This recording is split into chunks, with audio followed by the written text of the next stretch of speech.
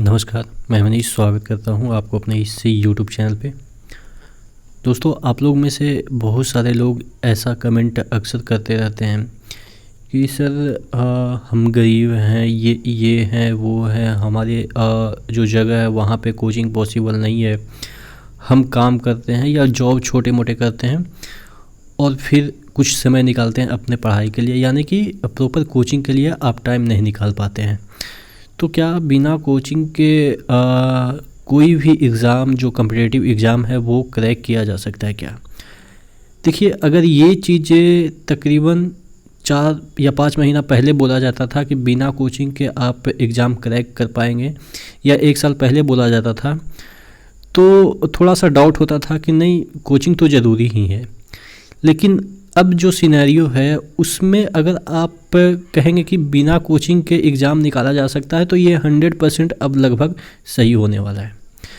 अब देखिए, मैं कोचिंग की बात कर रहा हूँ, वो फिजिकल कोचिंग की बात कर रहा हूँ, जहाँ पे आप जाते हैं और कोचिंग सेंटर पे जाके बैठते हैं, उसके बाद आते हैं, उस कोचिंग की बात कर रहा हूँ। और कोचिंग की बात अगर हम बात करें डिजिटल कोचिंग की, जो कि आपके ऐप के थ्रू, बहुत सारे ऐप है, बहुत सारे साइट है, या आप कह सकते हैं यूट्यूब है। तो देखिए, 2 तरीके से अब आपकी पढ़ाई होगी। अब तो ये आप मान लीजिए कि जो आपके कोचिंग सेंटर हैं वो घट के तकरीबन 10 से 12% पे आ जाएंगे। जितने भी कोचिंग सेंटर हैं फिजिकली रूप से रन करते थे, वो लगभग आपके सेंटर तो बंद हो जाएंगे, ये श्योर है। हाँ, वो डिजिटल कोचिंग चलेगा, वो अलग चीज़ें है, लेकिन फिजिकल जो आपके कोचिंग है वो लगभग आप मान के चले, क्योंकि बच्चे जा ही नहीं पाएंगे, जाना ही नहीं चाहेंगे, क्योंकि आपको भी पता है फिजिकल कोचिंग चलाने में लागत ज़्यादा होती है, और वहाँ पे बेंच होते हैं, रूम के किराए होते हैं, बहुत सारी चीज़ होता है, पार्किंग होता है, जिसकी वजह से सब कॉस्ट आप पे पड़ती है। और आप देखेंगे कि अगर हम बहुत सारे अनअकैडमी की बात करें, या और भी बहुत बड़े बड़े प्लेटफॉर्म आ गए हैं, जिसमें आप पार्किंग का किराया, या आप कह सकते हैं कि रूम का भाड़ा जितना देते हैं उतना में आपका पूरा सिलेबस कवर करा देते हैं। इवन यूपीएससी लेवल का 20-25 हज़ार में कवर करा देते हैं। तो आप देखेंगे कि फिजिकल कोचिंग तो ख़त्म ही हो जाएगा। मुद्दे की बात यह है कि अब आप ये सोच रहे हैं कि हमारे पास, चलो ठीक है, डिजिटल कोचिंग के लिए तो ठीक है कि डिजिटल कोचिंग हम लोग कर सकते हैं कि किसी का कॉस्ट रहता है 10,000, किसी का 8,000 या किसी का 7,000। तो क्या उतना पैसे भी हमारे पास है या नहीं है? अगर नहीं है तो क्या हमारे दिमाग में ऐसा जो प्रश्न आने लगता है कि अगर हम पैसे से नहीं पढ़ते हैं तो हमारा सिलेक्शन नहीं होगा।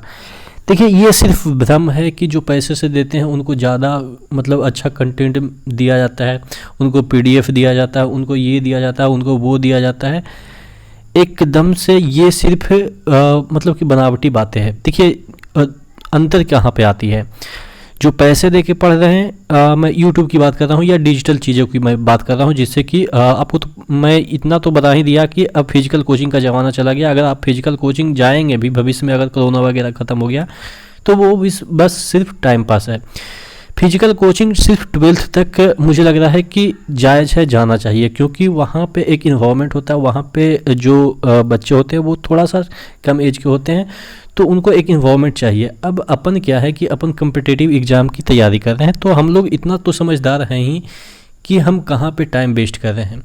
12 तक के बच्चे हालांकि अब तो समझदार हो जाते हैं, लेकिन वहाँ पे 12th तक कोचिंग फिजिकल ही मुझे लग रहा है कि सार्थक है कि बच्चे को 12th तक कोचिंग जानी चाहिए, कितना भी डिजिटलाइज हो जाए चीज़ें। लेकिन अपन लोगों की बात कर रहे हैं कि हम लोग जो कि इतना समझदार हैं, हम लोग समझते हैं कि कहाँ हम जाएंगे तो कितना टाइम जाया होगा। तो जब चीज़ें समझदारी से काम ली जाती है, तो वहाँ पे छोटे छोटे समय को आप बचाएंगे। जैसे कि जाने में खर्चा होता है टाइम, आने में खर्चा होता है, उसके बाद गए, सर नहीं आए, 15 मिनट लेट आए, 15 मिनट पहले कोचिंग मतलब क्लास छोड़ दिए, तो ये सब बहुत मायने रखता है समय समय। ठीक है, तो वो तो फिजिकल कोचिंग मैंने बताया कि ये ख़त्म ही होने वाला है कॉम्पिटिटिव एग्ज़ाम की मैं बात करूँ तो मैं मुद्दे पे फिर से आ रहा हूँ कि जो फिजिकल कोचिंग डिजिटल कोचिंग होती है, उसमें बहुत सारे बच्चे ये सोचते हैं कि हमारे पास पैसे नहीं है तो हम अच्छा कंटेंट नहीं प्राप्त करेंगे, हमें पीडीएफ नहीं मिलेगा, हमें ये चीज़ नहीं मिलेगा, हमें वो चीज़ नहीं मिलेगा। तो देखिए डिफरेंस कहाँ पे आता है। जो बच्चे पैसे लगा के पढ़ते हैं और जो बच्चे बिना पैसे का पढ़ते हैं, यानी कि यूट्यूब से भी पढ़ते हैं, यूट्यूब में सब चीज़ एकदम से अवेलेबल है। ठीक है। तो जो बच्चे पैसे लगा के पढ़ते हैं उनको सिर्फ थोड़ा सा टाइम बचता है, और जो बच्चे पैसे लगा के नहीं पढ़ते हैं या उनका इतना मतलब कि नहीं है पैसा, तो उनका थोड़ा सा टाइम ज़ाया होता है। लेकिन इनको एक फ़ायदा ये होता है, जैसे कि इनको एक फ़ायदा हुआ कि इनका समय बच गया, क्योंकि इनके पास ऑलरेडी PDF रहेगा, जो भी सिलेबस होगा उसका एकदम सीरियली वाइज उनको वीडियो मिलेगा, उनको अरेंज करने की ज़रूरत ही नहीं है, सब उनको टीचर एकदम से परोस देंगे बना बना के। इस बच्चे को क्या होगा कि हर एक चीज़ को इकट्ठा करना पड़ेगा, लेकिन इस आदत से इनको फ़ायदा होगा। इनको ये पता होगा कि हमारी कमज़ोरी क्या है, वैसे वीडियो ये देखेंगे। लेकिन यहाँ पे क्या होगा कि इनको लगेगा क्या, एक साइकोलॉजी होती है कि हमने पैसा दिया है तो एक भी वीडियो स्किप ना करें। देखिए ये चीज़ें आपने भी ऑब्जर्व किया है कि अगर आप पैसा दे के पढ़ते हैं तो आप ये नहीं सोचते हैं कि 80 वीडियो में से आपके लिए सिर्फ 70 ही वीडियो काम की है, 10 वीडियो काम की नहीं है। लेकिन अगर आप पैसे दे के पढ़ेंगे तो आपको लगेगा कि अरे यार पैसे दिए हैं तो ये 10 वीडियो को भी आप देखेंगे, जो कि आपको पता है उसके जितने भी कंटेंट है उसके बारे में आपको अच्छे से आता है, फिर भी आप 10 वीडियो वो देखेंगे। क्यों? क्योंकि दिमाग में ऐसा रहता है कि हमने तो पैसे दिए हैं। तो इस वजह से यहाँ पे कुछ ऐसी चीज़ें हैं जो कि डिमेरिट है। आप पैसे दे के पढ़ेंगे तो अनर्गल भी चीज़ें पढ़ सकते हैं, मतलब कि वो तो टीचर पढ़ाएंगे, उनको क्या पता कि आपको क्या आता है, वो तो सिलेबस के अकॉर्डिंग पढ़ाएंगे। अब यहाँ पे जो बच्चे पैसे नहीं दे के पढ़ते हैं वो अपनी कमजोरी के अकॉर्डिंग चीज़ों को सर्च करके चीज़ों को इकट्ठा करते हैं और उसके अकॉर्डिंग पढ़ते हैं। तो ऐसा नहीं है कि जो कोचिंग या आप कह सकते हैं जो पैसे दे के पढ़ते हैं उनका हमेशा फ़ायदा होता है, बहुत सारे मैटर में उनका नुकसान भी होता है। और यहाँ पर आपकी जो स्किल है यहाँ पे बिना पैसे देने वाले वो डेवलप ज़्यादा होती है, आपको सर्च करने की क्षमता बढ़ जाती है। हालांकि यहाँ पे आपकी डिमेरिट क्या आप कह सकते हैं कि यहाँ पे जो बच्चे को नहीं पता चलता है कि क्या पढ़ना है क्या नहीं पढ़ना है, वो बच्चे यहाँ पे भटक जाते हैं। लेकिन अगर आप किसी भी एजुकेटर के गाइडेंस में रहेंगे, जो कि फ्री ऑफ कॉस्ट है, यूट्यूब पे है, अगर उनके गाइडेंस में रहेंगे तब आपको चीज़ें अरेंज करना भी आ जाएगा। तो यही बेसिक डिफरेंस है। बाकी सिलेक्शन मुझे नहीं लग रहा है कि फ़र्क पड़ता है कि कोचिंग करें या ना करें। सिलेक्शन का फ़र्क सिर्फ आप पे आपके मतलब कि स्टाइल से पड़ता है कि आप किस तरह से चीज़ों को ग्रहण करते हैं। हमने भी बिना कोचिंग किए सिलेक्शन लिया। क्यों? क्योंकि मुझे इतना पता हो गया था कि क्या चीज़ सिलेक्ट करनी है। यूट्यूब, गूगल और मतलब कि बहुत सारे टेलीग्राम चैनल, वहाँ पे फ्री ऑफ कॉस्ट हर चीज़ मिल रहा है। बस चीज़ें आपको अरेंज करनी आनी चाहिए।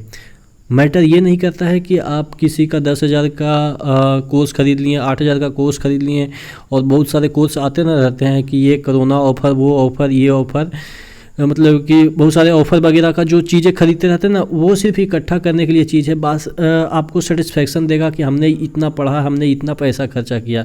लेकिन ऐसा कुछ भी मैटर नहीं करता है कि आपके सिलेक्शन कराने में।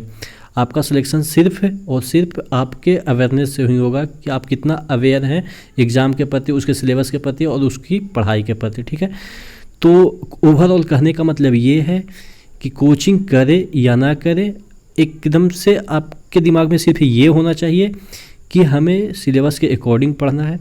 अब चाहे तो अगर आपको अरेंज नहीं करने आता है तो आप किसी का कोर्स परचेज कर लीजिए। अगर आपके पास पैसा नहीं है तो किसी जो एजुकेटर है उसके गाइडेंस में आप चीज़ों को इकट्ठा करना चालू कीजिए और यूट्यूब से पढ़िए, आपका सिलेक्शन हो जाएगा। बहुत सारे लोग, मुझे तो लगता है कि बहुत सारे यूपीएससी के जो टॉपर हैं उनका इंटरव्यू देखिएगा तो आप देखिएगा कि वो कहते हैं कि मैंने गूगल से इतना चीज़ें इकट्ठा किया, मैंने किसी का ब्लॉग से मतलब इकट्ठा किया इन्फॉर्मेशन को, यूट्यूब का वीडियो देख के इकट्ठा किया, क्योंकि इतना चीज़ है इंटरनेट में फ्री ऑफ कॉस्ट जो कि बस आपको अगर इकट्ठा करने आ गया तो आपका सिलेक्शन हो जाएगा।